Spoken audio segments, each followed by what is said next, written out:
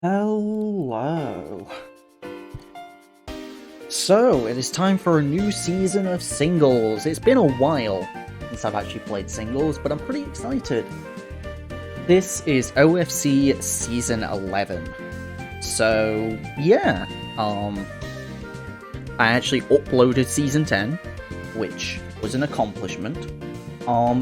But yeah, we're back for the next season. It's been a little bit because they've done a couple off seasons that I didn't take part in. But yeah, that was mostly due to time constraints. So, since then, both for me anyway, both the Teal Mask and Indigo Disc DLCs have been released. So yeah, there's a lot of new tools to play with, a lot of interesting stuff to try out. Movesets have expanded drastically, and I'm kind of excited. So yeah, this is a points draft. It's 9 to 12 Pokemon, 115 points, and then 2 Terra Captains.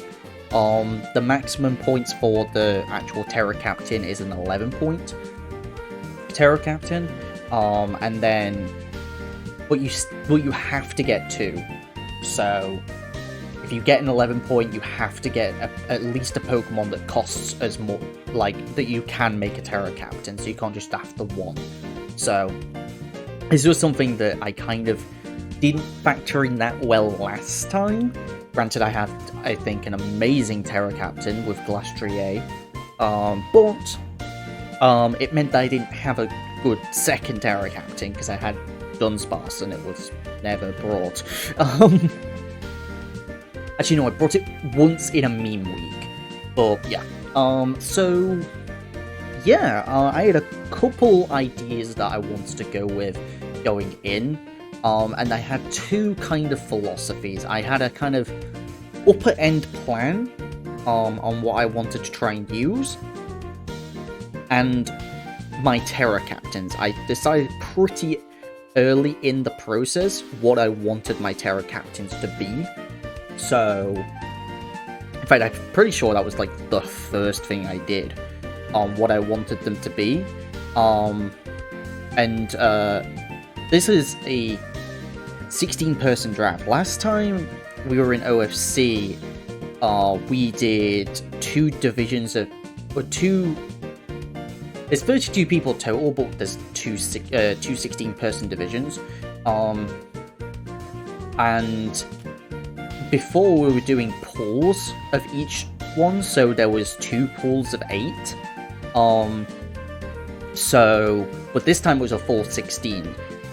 So it's been a while since I've done a draft that big, and oh boy, were there snipes galore. So I think the plan changed about 3 or 4 different times before finally settling on this team. Now, to be clear, I also haven't the draft hasn't technically ended, but I don't think my last pick is getting taken, so I think I'm okay. And if I have to re-record this because my last pick gets taken, I'm gonna be furious. But yeah, so still, I'm excited. I've been using a lot of different Pokemon. I don't think there's many Pokemon on this team I've actually used before, so I'm kind of excited. I'm excited to see how things go. So let's start off with my first pick. So my first pick, I had a duo of picks I wanted to pick. I was 12th. Once that got announced, I knew any form of Valiant team that I still really want to try was off the table. Pretty sure Valiant was like first pick, because of, like, of course it's like top 3 picks. I'm pretty sure the top 3 picks were but both pools were like Dragapult, Valiant, and Darkrai. I think those were the top 3 in both pools, just in varying orders. So yeah.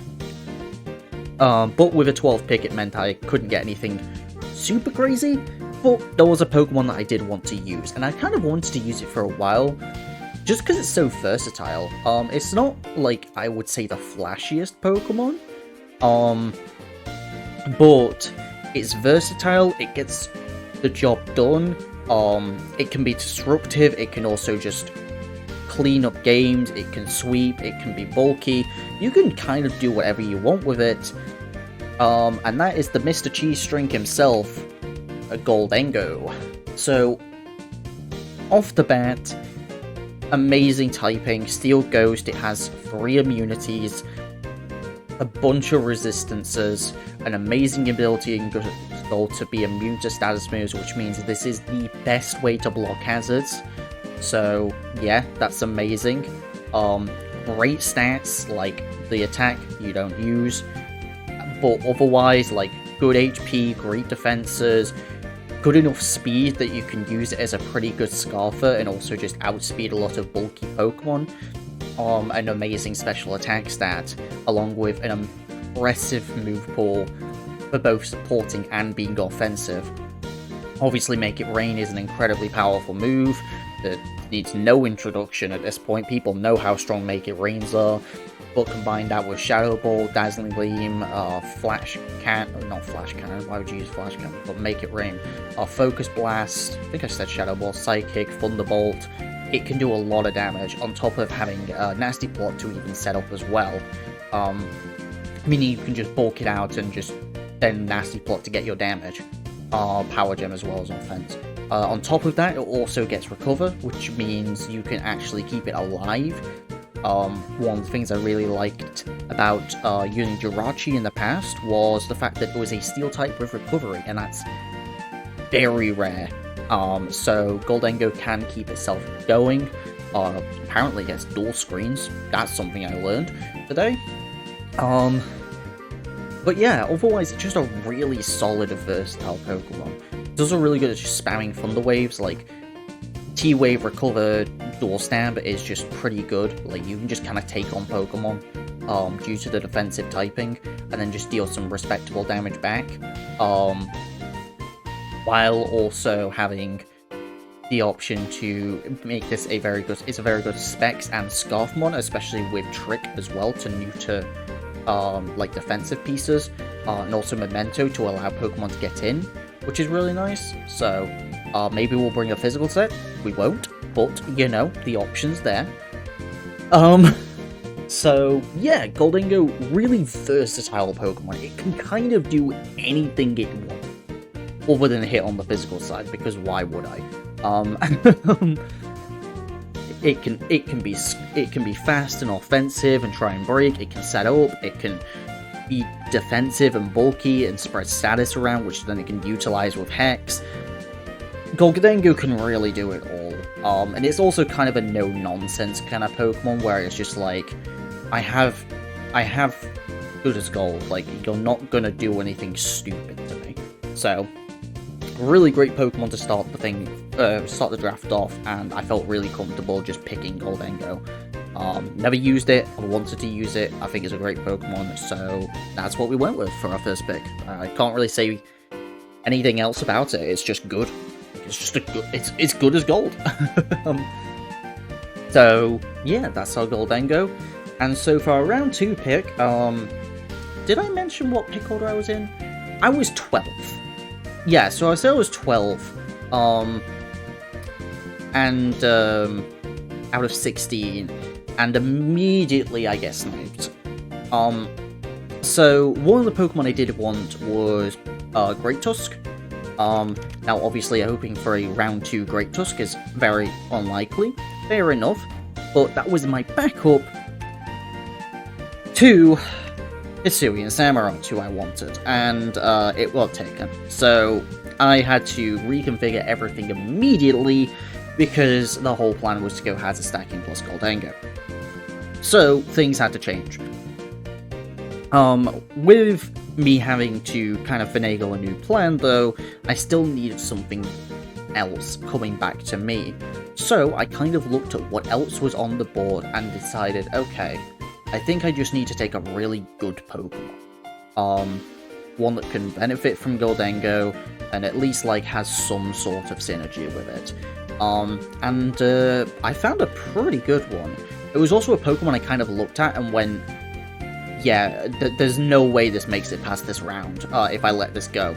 So, it's a Pokemon that has some synergies with Goldengo, Has some of the elements that I did want, and I think and even got buffed in the DLC to make it even more deadly. And that Pokemon is a Pokemon I actually never thought I would draft, and that is Meowscarada. So Meow is really good. It's been a pretty good Pokemon pretty much since the inception, and it had a dip and then just came back with the DLC, which we'll talk about a little bit why in a sec. Protean is an amazing ability for this Pokemon, especially because it can U-turn, so it can just U-turn on out. But if you just want to stick with the Overgrowth just to make sure you keep your stabs, it's actually pretty reasonable to do so, because keeping both Grass and Dark with this Pokemon is pretty good. It's not a bad typing. Obviously it kind of gets shafted by Bug-type moves and U-turn, but you're very fast, you usually U-turn out first.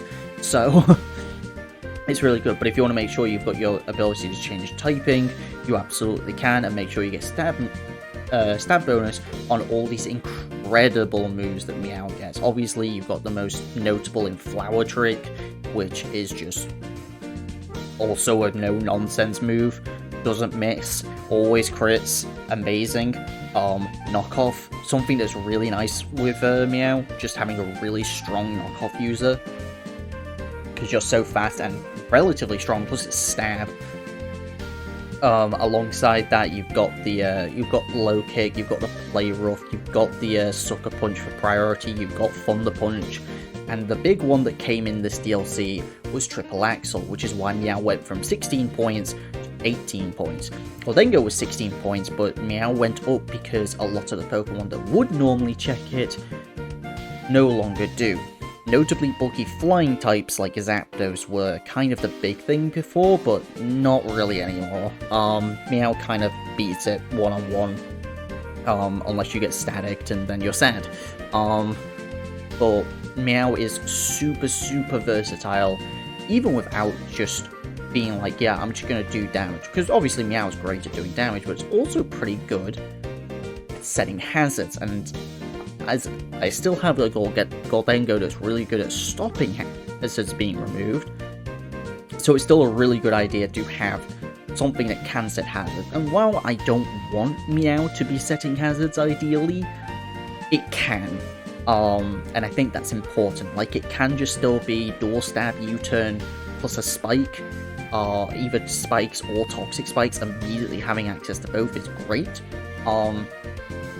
But it's also just, it's there as an option, right? Like, to be able to have, just an option to set hazards.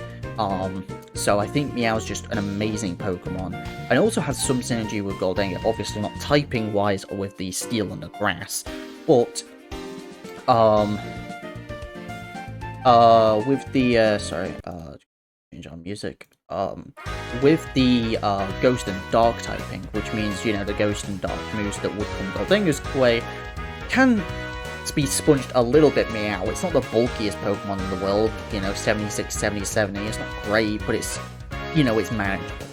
So, it can come in and take a hit. And for me, personally, I think I can see myself using more defensive items on Meow. You might be like, what do you mean defensive items? I mean, I can see myself using more heavy-duty boots and protective pants, for example, because Meowscarada invites in a lot of Rocky Helmet, especially with the addition of Triple Axle. So, I think I can see myself going more defensive items to keep it alive and not take a ton of chip, because I think the theory I have with Meow, which, I've never used the Pokemon, I've got no idea, but my theory is, the more chances you get to hit with this Pokemon, the better it is. So, sure, you can run a Life Orb, or a Choice Band or whatever, but the more opportunities you get for Meow to just click buttons, the better it is. And, that's what boots and protective pads would do. So, that's why I kind of think that might be better. It can set up in some capacity, like Bone Claws and Nasty Plot for a special set, which is a full special set, not too likely, but it has enough special attack at 81 where you can run it like with some special moves. Notably, like Power Gem has been seen a couple times for like things like Volcarona to try and make sure it's not an issue. And it also gets Trick, which again, another great Trick user, because then you can use it to wear a band, or maybe even a scarf, because, you know, sometimes you just want to make sure you have something that can outspeed things setting up speed, so you can trick it away if you need to. So, yeah. Meow, great Pokemon. Not one I'm really nervous about using Meow, to be honest. Because this is like a Pokemon with massive potential to just win the game. And I don't know if I'm going to be able to use it correctly. I think this is going to be a Pokemon that I need to make sure I am treating well.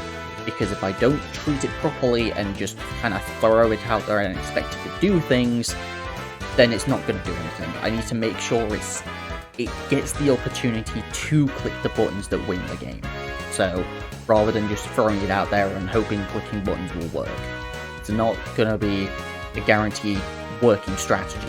People are going to prep for Meow and have answers to it. So, I want to make sure that I'm ready for those answers, and Meow can function the best it can, because I'm giving it the support it needs. Because people will prep for it, and potentially even over prep for it because of how scary it can be. So, I want to make sure that I give Meow the respect it deserves to allow it to function as best as possible. If that makes sense. Basically what I'm saying is, I've had a history of just throwing out fast offensive Pokemon, expecting them to do things, and then just them dying and saying, I don't like fast offensive Pokemon. Maybe that's just a me thing, but also I need to... This is like the most expensive Pokemon on my team. I kind of need it to do something. So, rather than just throwing it away and then hoping that the rest of my team can carry me, you know. So, anyway, enough rambling. Let's get into the next pick. Now, you might notice I still need... Like, if I want to be going with a hazard stacking plan, and I've got my only setter as Meow, that's not great. I don't really want to be setting spikes and having this, like, as a sash lead, like, all the time, and then trying to rely on Golding. I'm gonna need something else to set hazards for me. So, there were two major options, and I think the one that most people would immediately flock to would be, oh hey, I can't get Hisuian Samurott, I guess I could take Cleavor. And that's what most people were saying. I said, oh, I really want to Hisuian Samurott, and people were saying, oh yeah, you can grab Cleavor. But I didn't really want Cleavor. Something about it was just like, I just don't know. I just don't feel like Cleavor is the right play.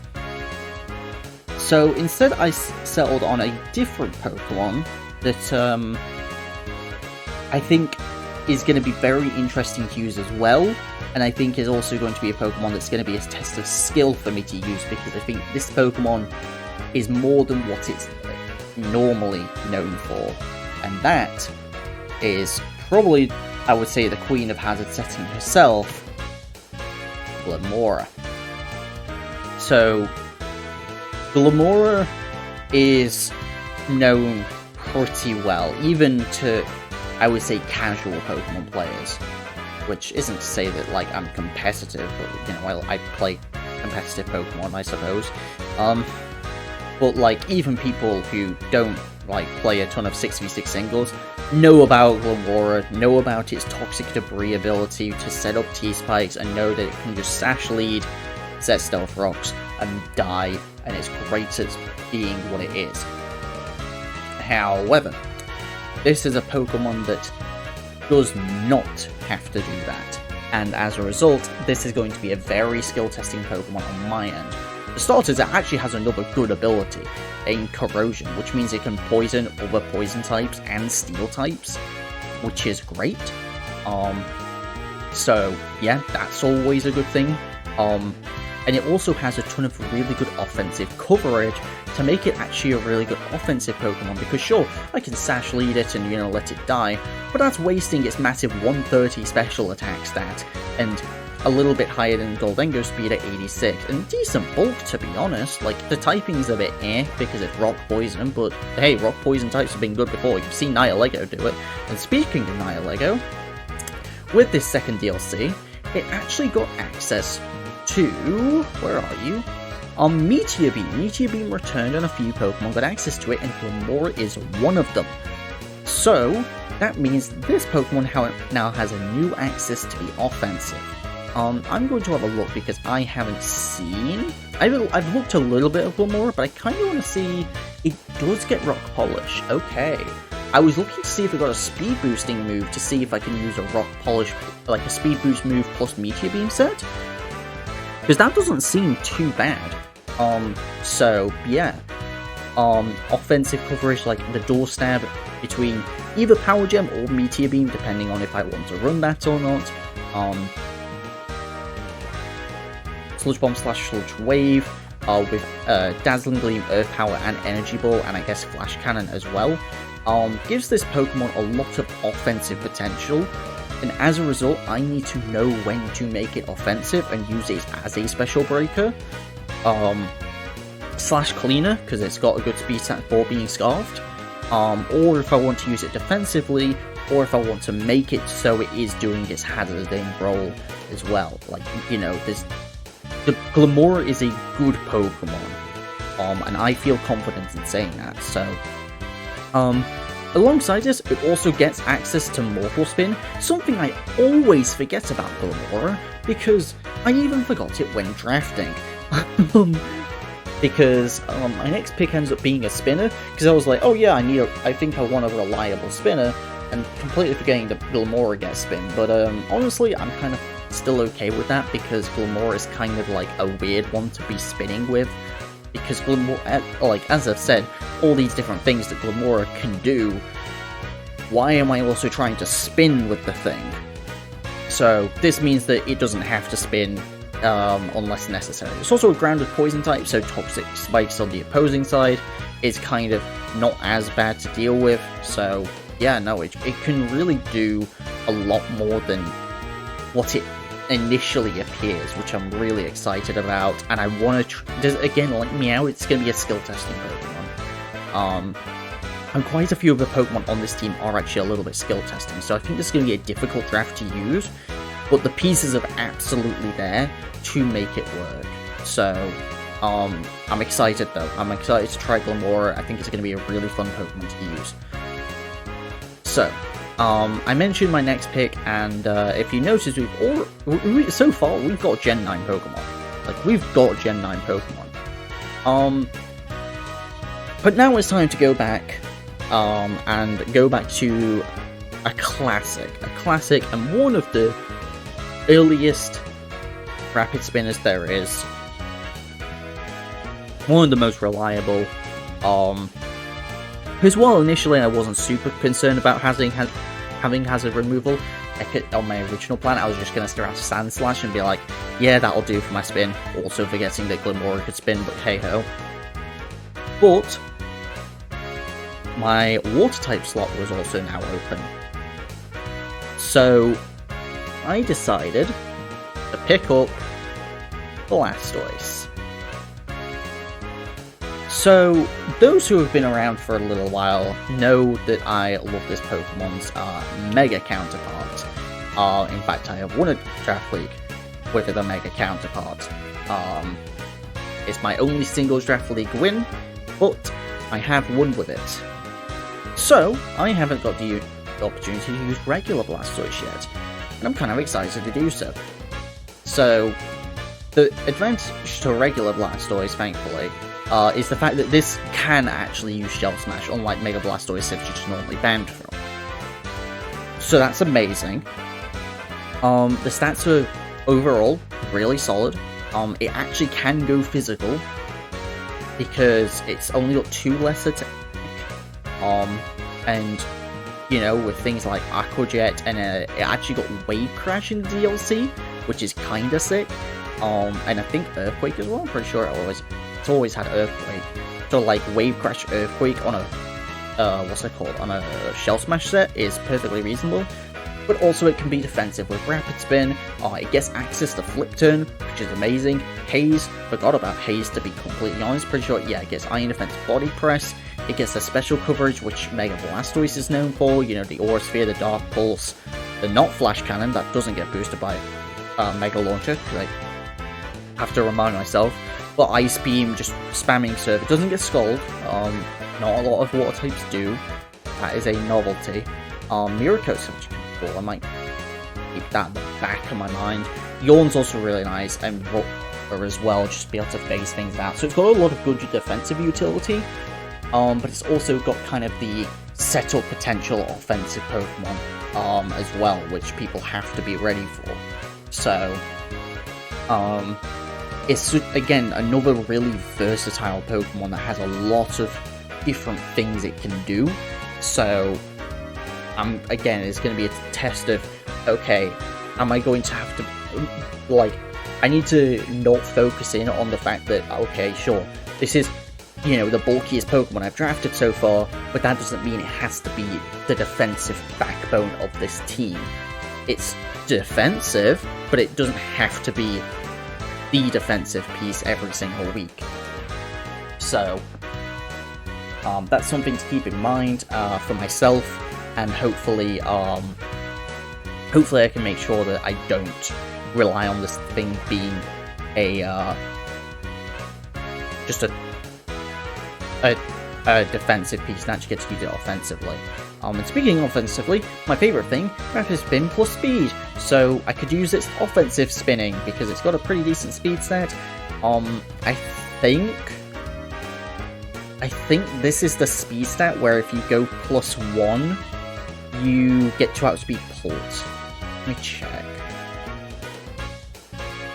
280? I think it has to be 1 point higher. I think Pult hits 421. I think. Yeah, it does. Okay. So, not quite, but still, that shows how fast it can go, which is pretty cool. So what, even, like, if you get to go Modest or Adamant, God forbid, that's still, what, like, 370 something, 380 something, which is faster than... Is that faster than Meow? Because I think Meow hits 379.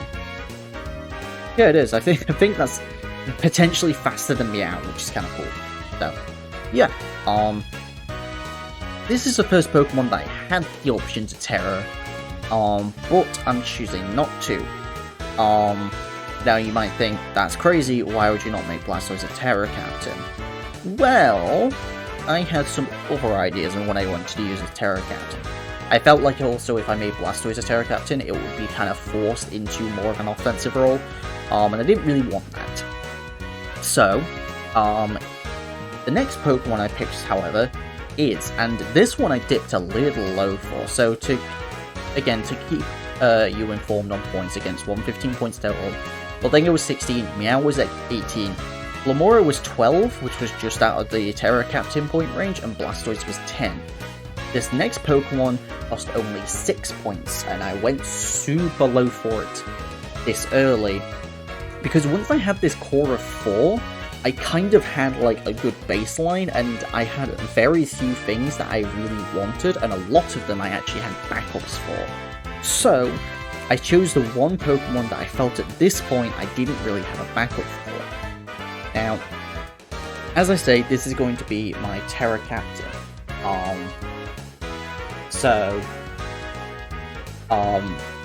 Okay, this is really funny.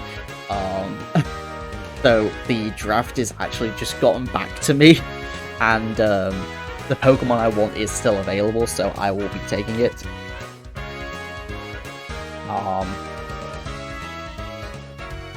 Let me just do that.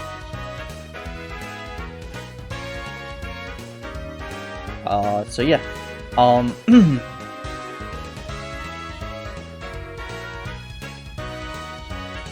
So yeah, anyway, so my first Terra Captain. Now originally my first Terra Captain was going to be Hisuian Electrode.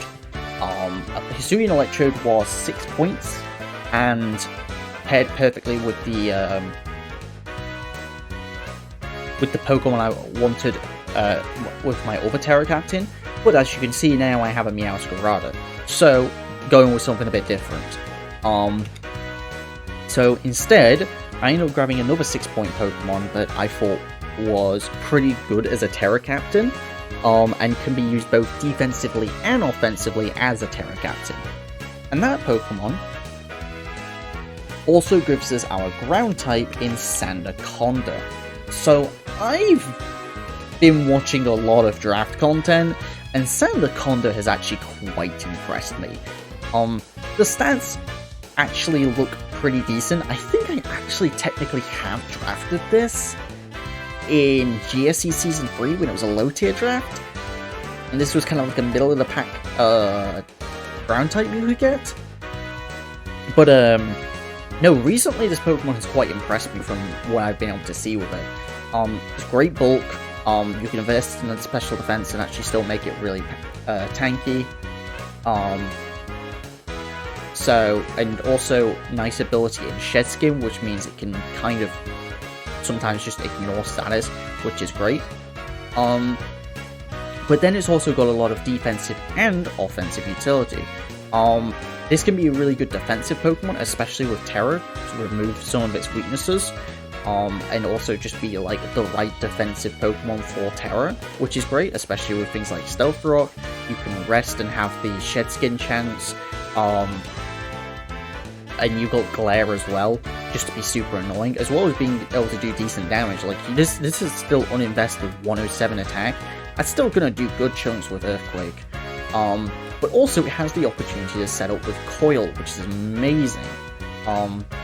Being able to go like Curse, Rest, with Shed Skin, and then having, you know, Earthquake +1. Maybe you just go Mono Earthquake or something like that. Maybe you even have just like Terra Blast, because we can go Terra on it.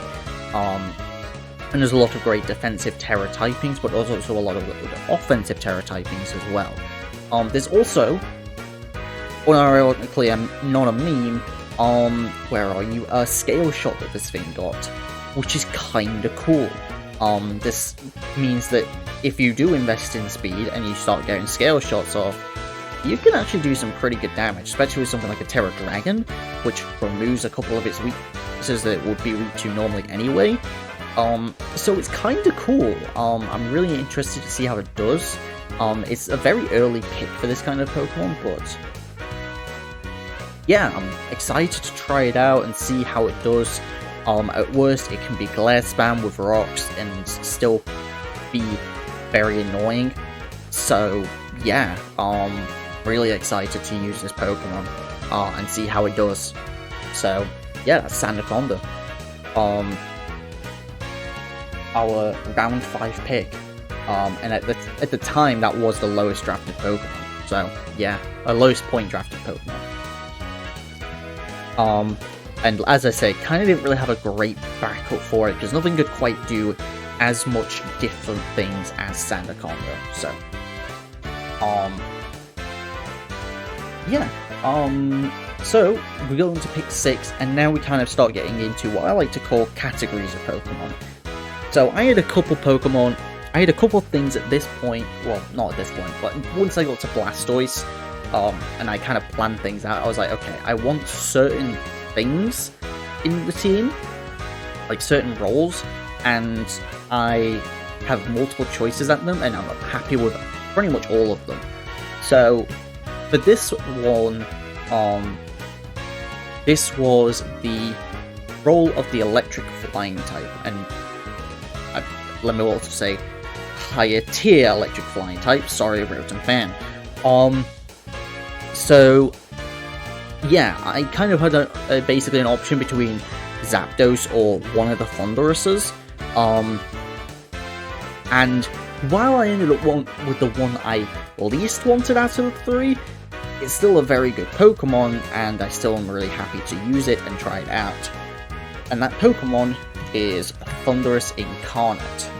So Thundurus Firion would have been my first choice, Zapdos would have been my second choice. Both of them had gone. I could have gotten Zapdos in the Sandaconda round, but if Sandaconda went, then things were going to get really dicey in terms of like with Terror Captains. So I bit the bullet, let Zapdos go. It sadly went, and so I got stuck with regular Thundurus, which I say stuck with, that's still not a bad thing.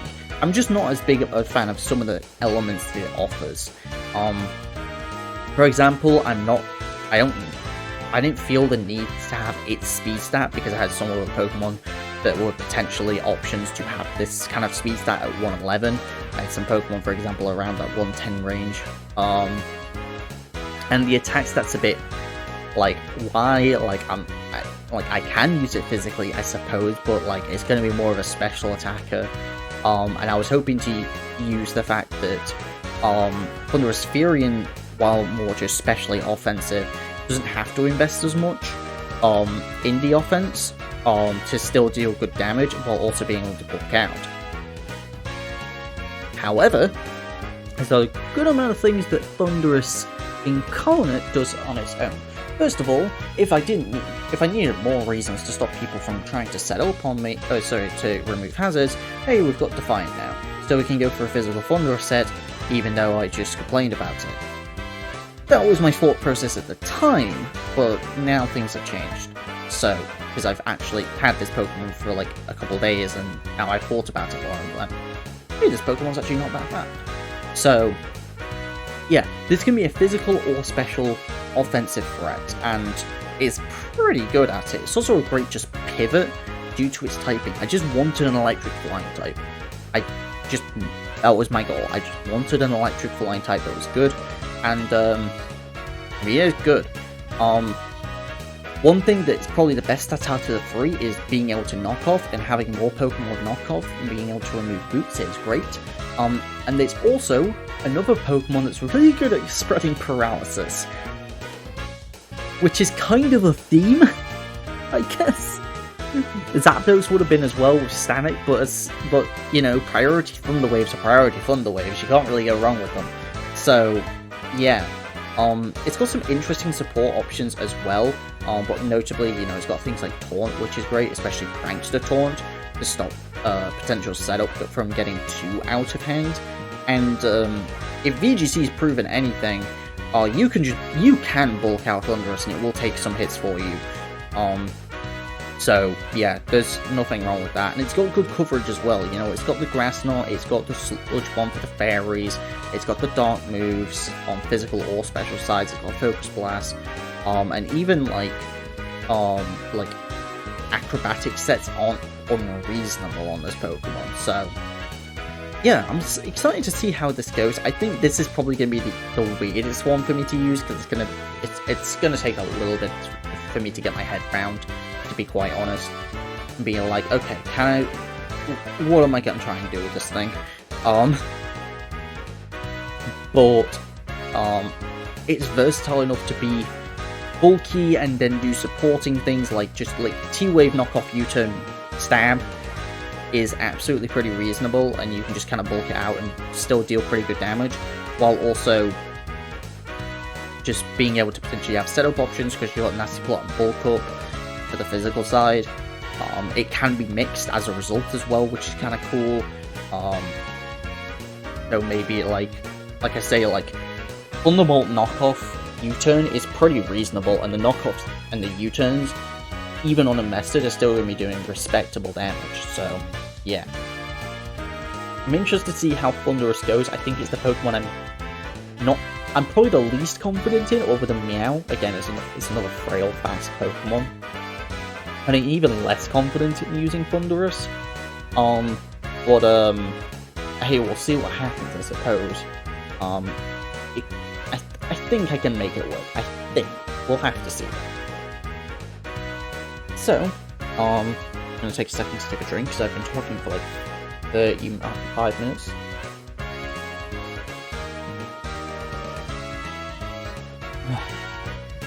Jeez.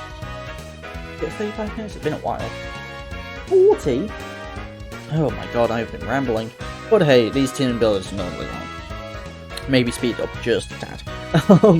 So for my next pick, this was, I guess, less of a category of a Pokemon, but it's still something I knew I wanted. And it was actually a fairy type. This late into the picks, pick 7. Reference also Thundurus was 14, so this is the 3rd most expensive Pokemon on the team. I didn't have a fairy type, and a lot of the good fairy types, would you believe it, were gone already. That's a shock, isn't it? That being said, when I originally made my plan, I had no intention of drafting a fairy type. I was just like, if I get a fairy, I get a fairy. If not, oh well.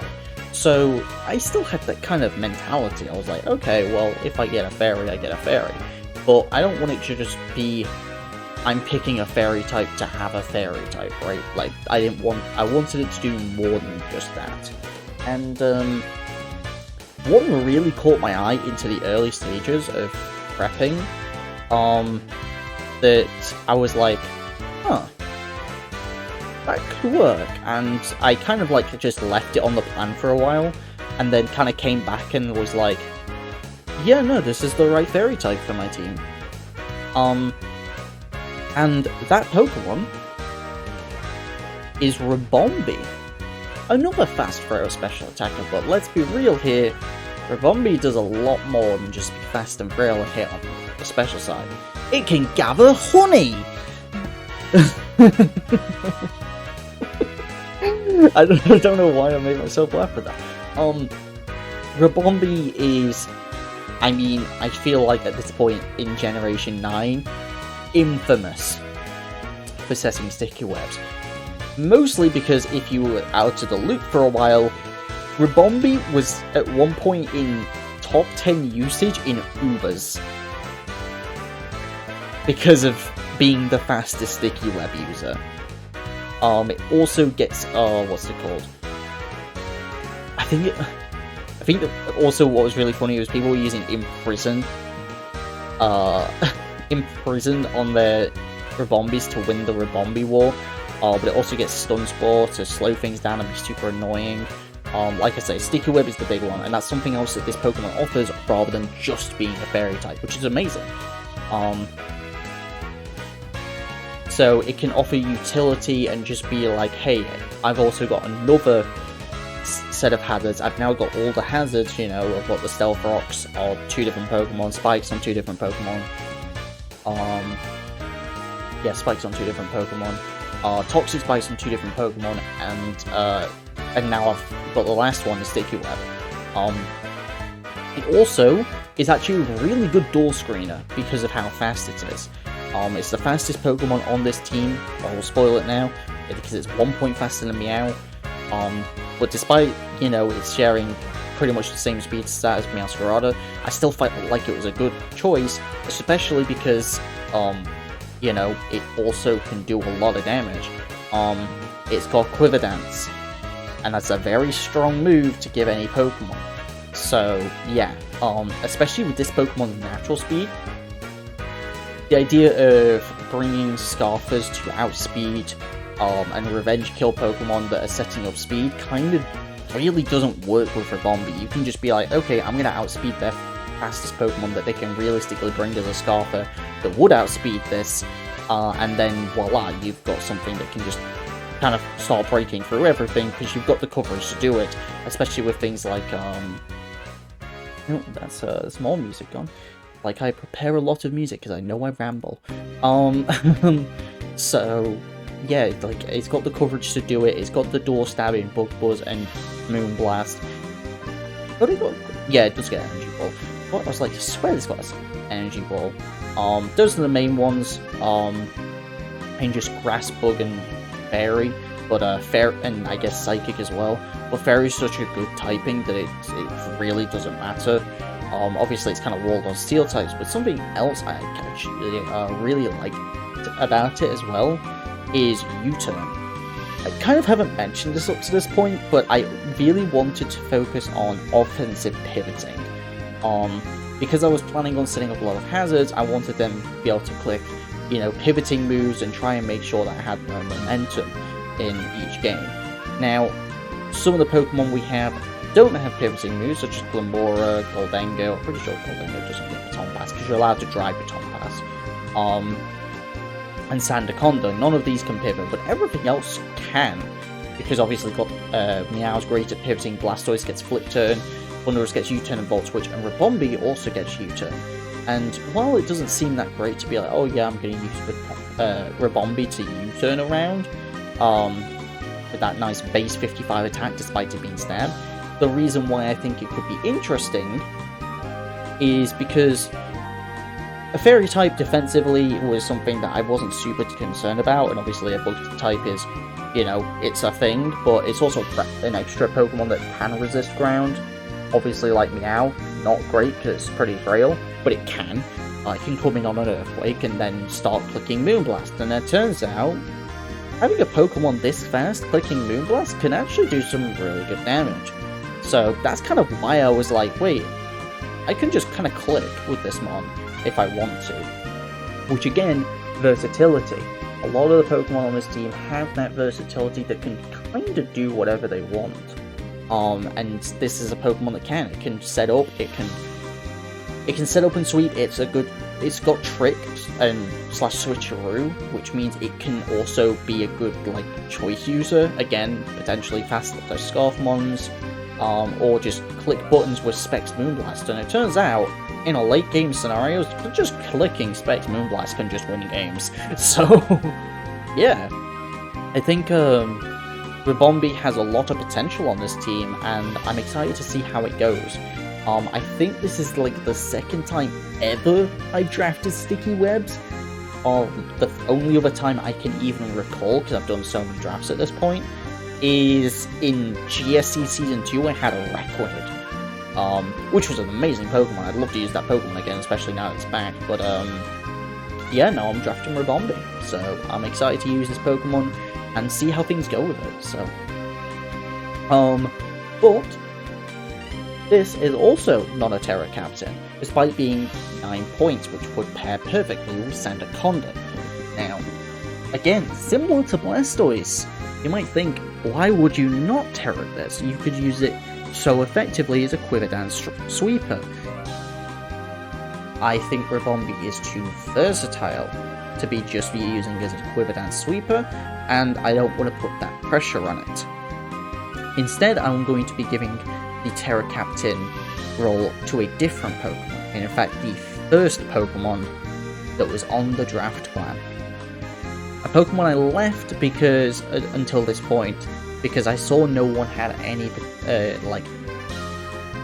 no one really could take, well, no, people could take it, but I felt comfortable taking Ribombee first because a bunch of other people still needed fairies, and Ribombee was the one I was happiest taking, because my other backup was Comfey, and Comfey got taken before, so I was like, well, I'm going to make sure I get my one fairy that I actually want. So, yeah, this is a Pokemon that I felt like, even from the start, I was like, this is the main Terra Captain I want to use. Sandaconda is our first one that we drafted, but it's, you know, it's the cheaper of the two. This is going to be the main one, and I think with this Pokemon, Terra makes more sense on it, because I could think of so many applications for Terra for it. And that is a Pokemon that I have drafted before, but never in a main format, never in a current generation.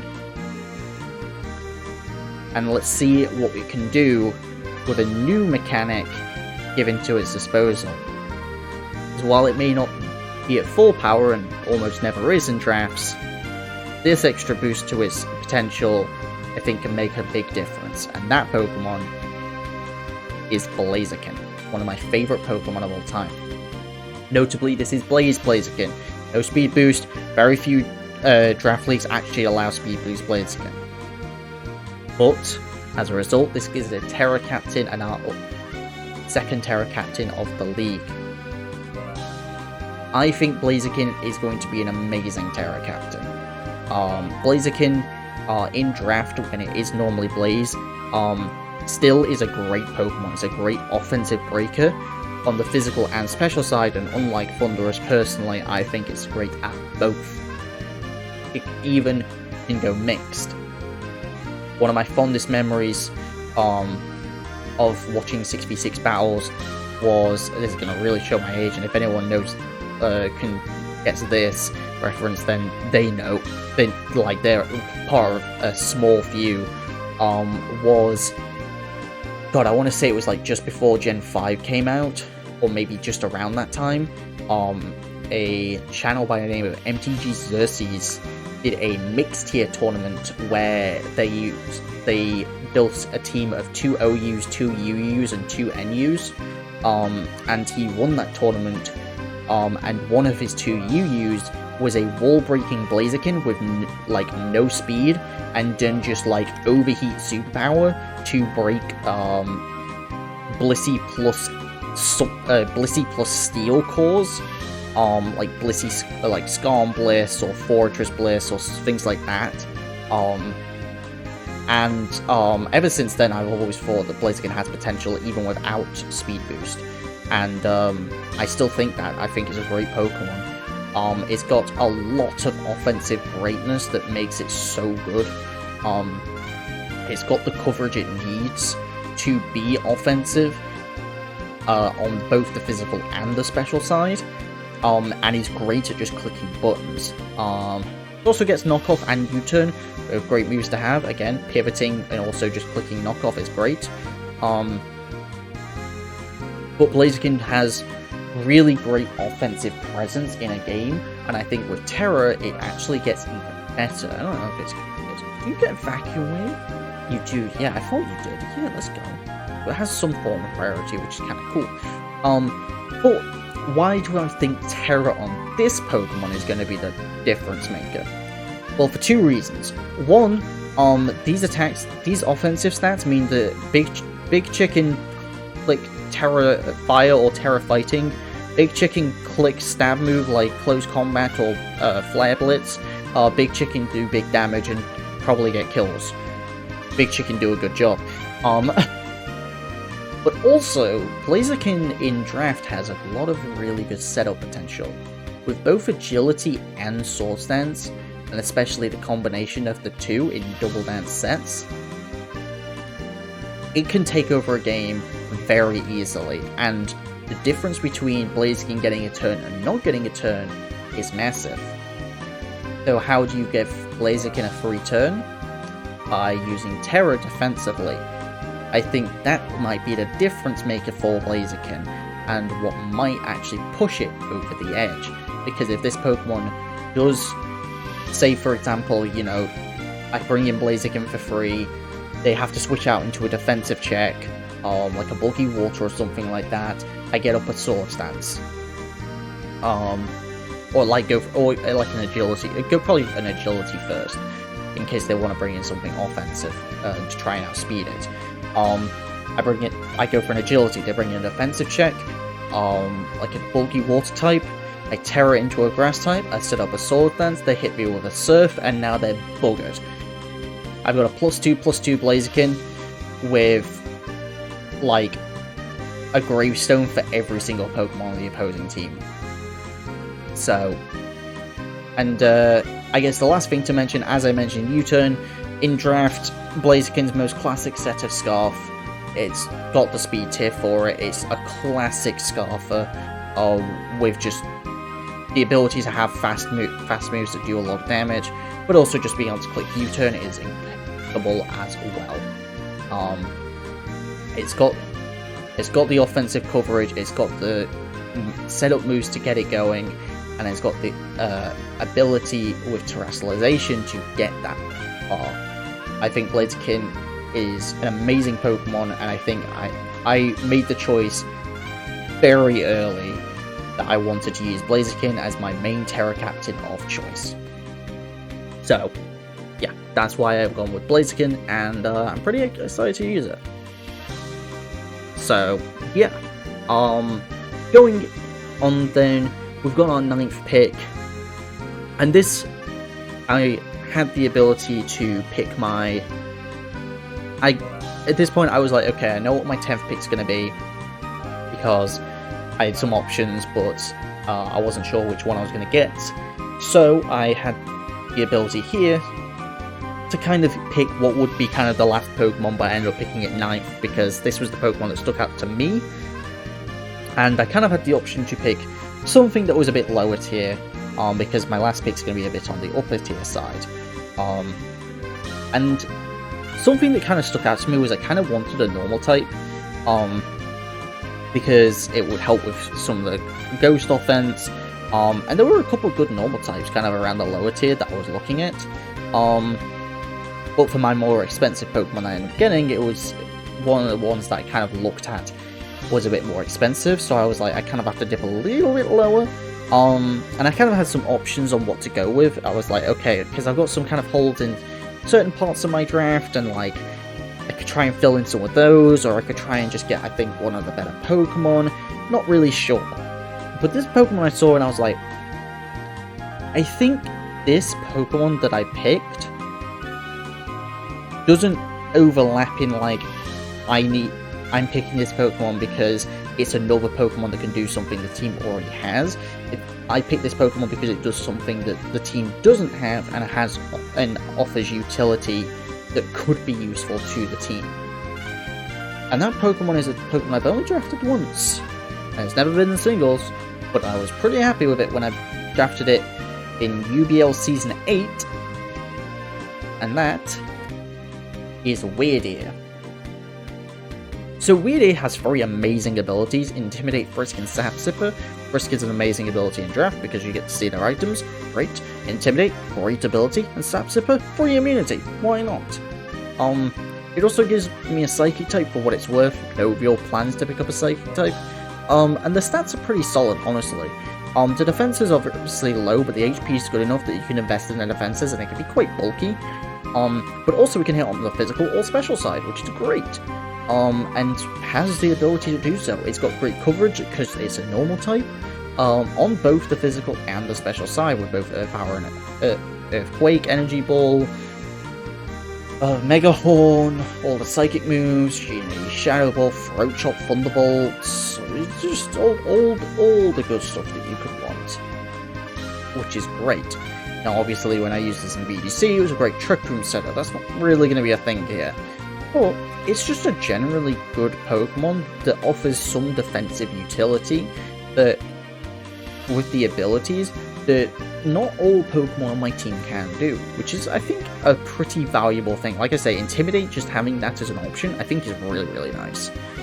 Sure, it's a normal type that ends up being weak to U-turn, so it's not the best answer to every ghost type, such as Dragon Ball, because it'll just U-turn out on it, and if it's clear-bodied, which it will be, because Weird is a thing, then, you know, it's a thing.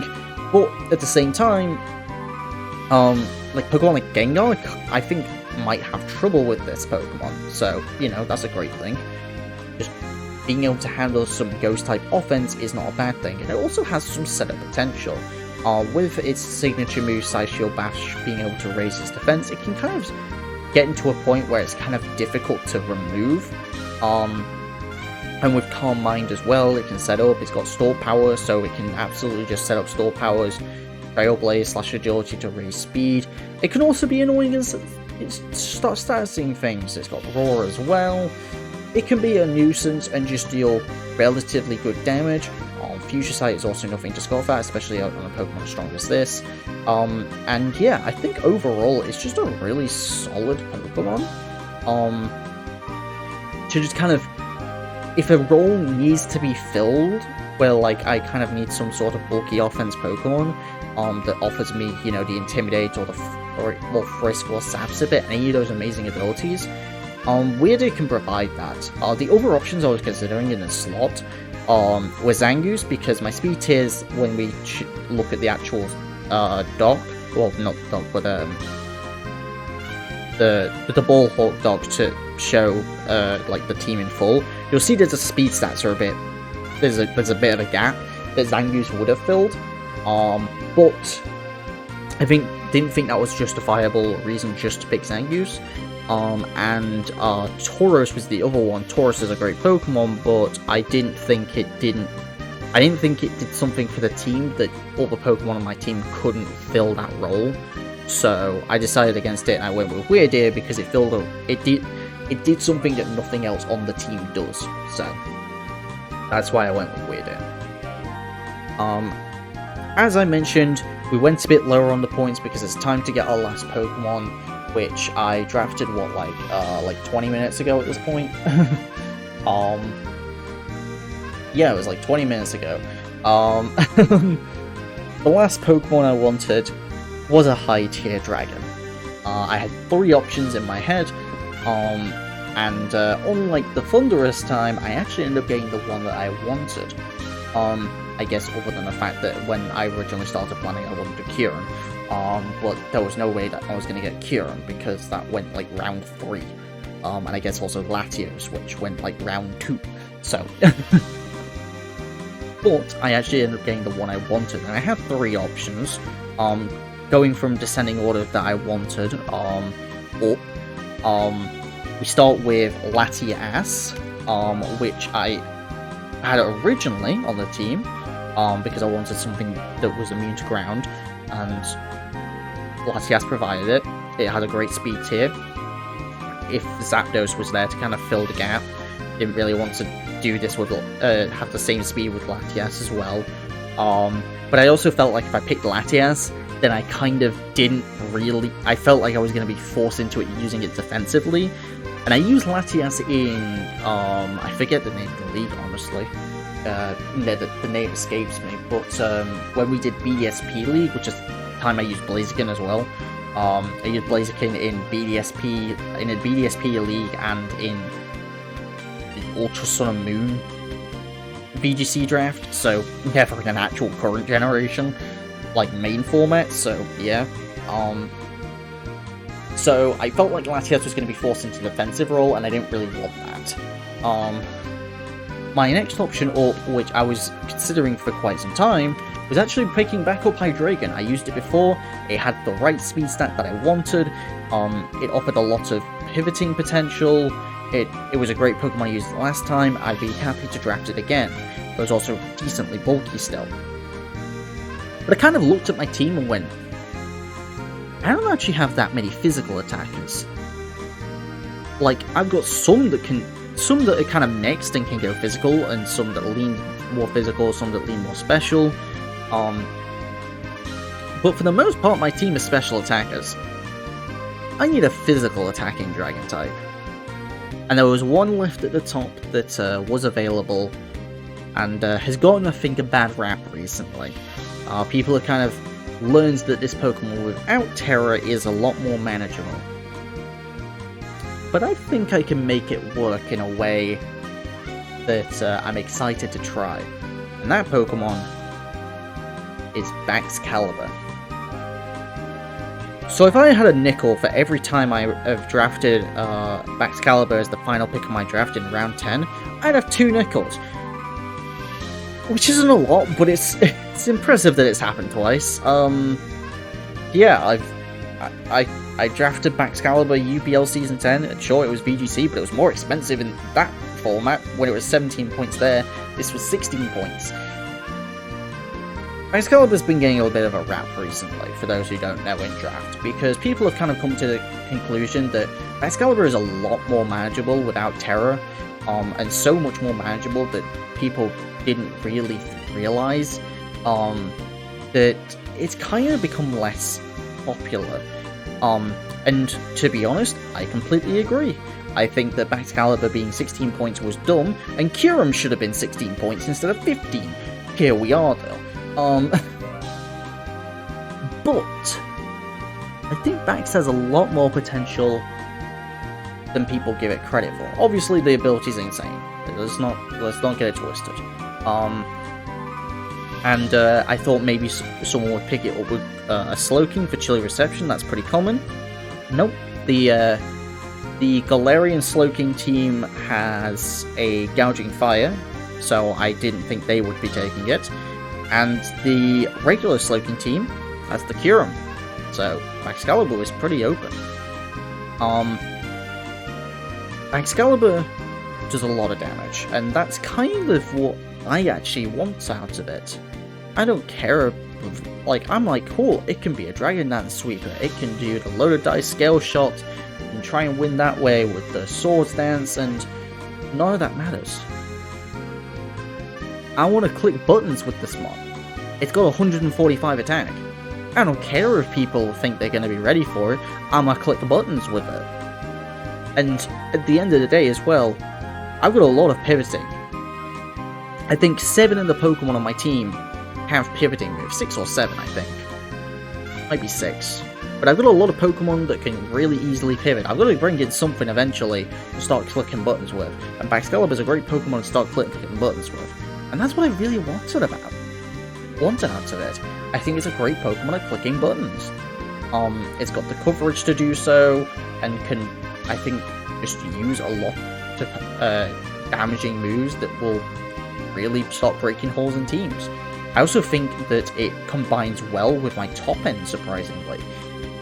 Because I think, maybe I'm, maybe I don't know, what I'm talking about, but for me, the 3 types that would most commonly, defensively check Baxcalibur are Water, Steel, and Fairy. Now, Steel is an already iffy one, let's be real, because, does get Earthquake. So, it's got to be a pretty specific Steel. But the other 2 types, Water and Fairy, Water types, we've got a very good way to break those in Meowscarada. And Fairy types, we've got a Goldengo. That seems pretty reasonable. I kind of also, weirdly came to a random conclusion about Bax that kind of clicked, and I was like, wait a minute, this is why Bax is good. The best way to use Bax is, actually really simple. And it sounds insane as well. Because I was like, okay, well, people are still ready for Bax. They still know it's a scary Pokemon, and if you don't respect it, it will kill you. And to my surprise, I was like, wait a minute. Bax isn't a good Pokemon, but everyone's afraid of it. The best way to use Baxcalibur is just to never bring the thing. Now, is that going to be my strategy? I have no idea. But I also have some interesting ideas with Baxcalibur as well. See, I feel like more recently, there's been another Dragon type that's kind of started using its bulk, while still having a ton of attack, to its advantage, and that's actually Dragonite. And while it, we've got no multi-scale to speak of, you've got an immunity to burn, which is nice, maybe bulking this thing out could be really good. It's got pretty good bulk. It's not got the best typing, but it's got pretty good bulk. Maybe bulking it out, not needing to run the offense, might be a way to use it. So, I don't know, I think Bax is a Pokemon I'm excited to experiment with and see how I can make it work. Because I think, some of the Pokemon I'm like, oh, I'm kind of nervous about using these. Bax is kind of the opposite, where I'm like, I kind of really want to see if I can break this Pokemon wide open and go from people starting to doubt Bax to people starting to really respect it more again. Because I think it's still good. It's absolutely still worthy of being a high tier Pokemon. But people are starting to doubt it, and maybe I can be the one to bring it back to the forefront of people's minds. So, that is the full team. What I'm going to do real quick is I'm going to blank the screen for you because I forgot to get the dock up with my full team on it, so just so I'm not showing everything, I even clicked on the wrong dock. There we go, that's why we do these things. And voila! There is our full team. Goldingo, Meow, Limura, Blastoise, Sandaconda, Kintera, Thundurus, Rabombi, Blaziken Hookatera, Weirdeer, and Baxcalibur. Now, if you look at the speed stats, you might notice a big jump between Baxcalibur and Thundurus, and that was a speed stat I was trying to get. A Pokemon between 90 to 100 speed. But nothing kind of fit, and I was like, if that's the one thing I'm sacrificing, I think I'm okay with that. Because You look at these stats, and you can see with the special attack stat, you can see that it leans more special. Bax really helps bring that together. But if you also look at the type chart, you see that it's pretty good all around other than rock.